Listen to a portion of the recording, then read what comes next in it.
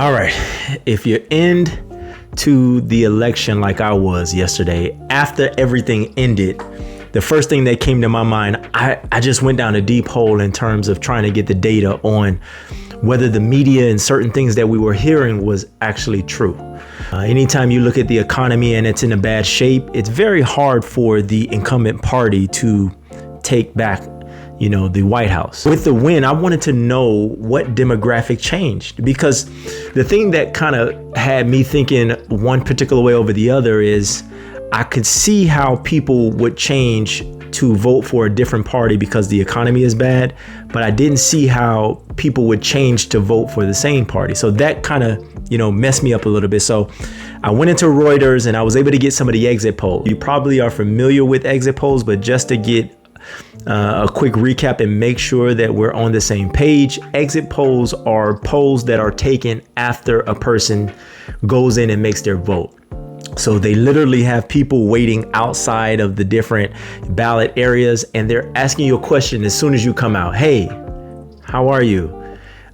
Do you mind if we ask you some questions? And they break it down right there, and they get the demographic of the person, whether they're black, white, their age, and so forth, whether they're male, female. And then they throw up these polls to kind of get an idea of who were the movers and shakers.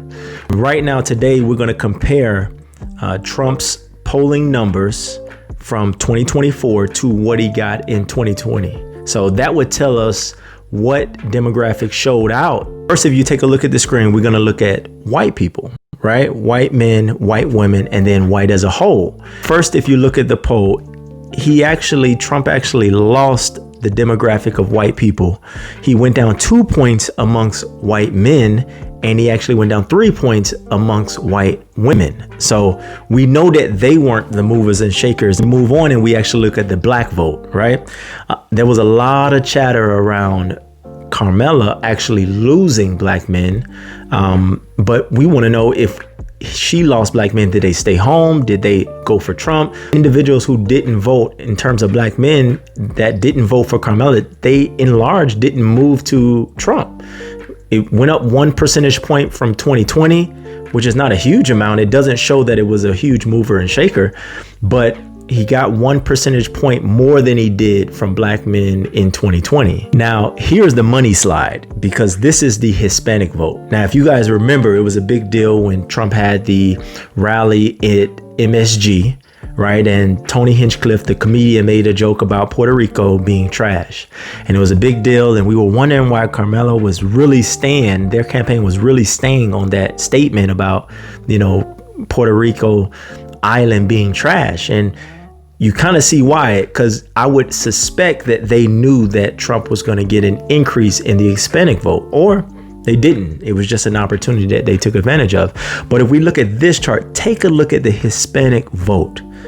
If you look at them as a whole, Trump got 13% more Hispanic vote than he did in 2020.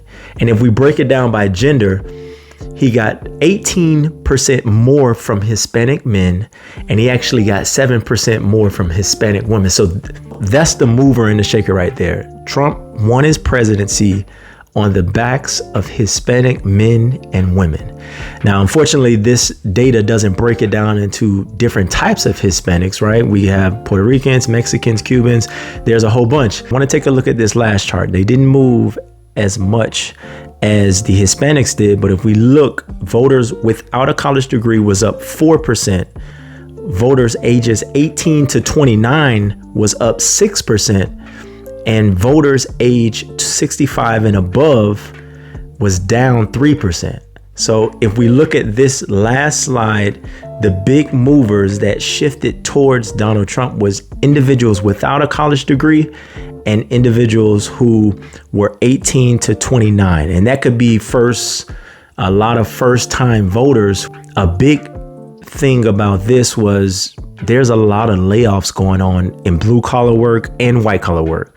So there's a lot of unions that actually shifted their support behind Donald Trump from the Democratic base from the previous election. So these slides line up a lot with a lot of the things that we've been seeing that's going on in the economy. But the one thing that stuck out was the Hispanic vote. I'm not sure if I heard any media outlets, at least major media outlets, pointing out the shift amongst Hispanics. Listen, I appreciate you for joining me. Like, subscribe to the channel, and hit the notification bell so you know the next time I drop a video. I'm out. Peace.